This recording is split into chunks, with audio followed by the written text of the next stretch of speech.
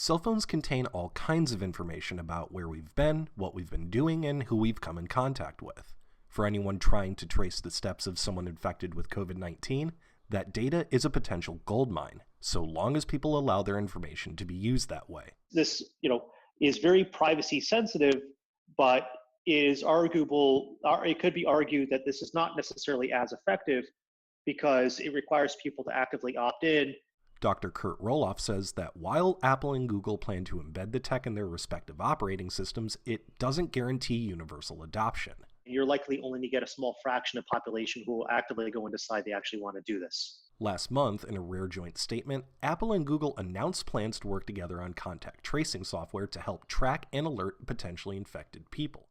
But first, enough people need to use their tech. In a recent episode of Newsy's Virology series, Zach Toombs shows us how Bluetooth is key. Two strangers share the same park bench and have a brief conversation.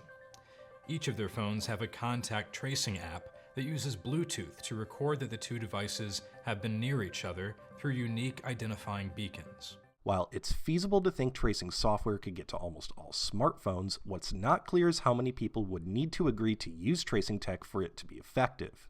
Researchers at the University of Oxford estimate that approximately 60% of a population would need to use a tracing app to stop an epidemic. And, as it stands, the US would likely fall well below that adoption threshold.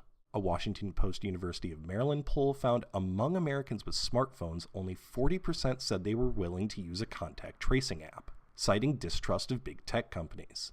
On top of that, roughly 20% of respondents did not own a smartphone. Roloff said one potential way to increase app use is for the US to find a balance between privacy and technological surveillance that still assures protections.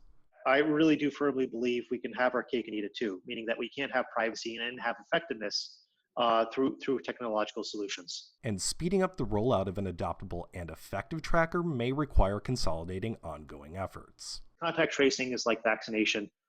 My sense is that it's much more effective the more pervasive any one solution is. Tyler Atkinson, Newsy, Chicago.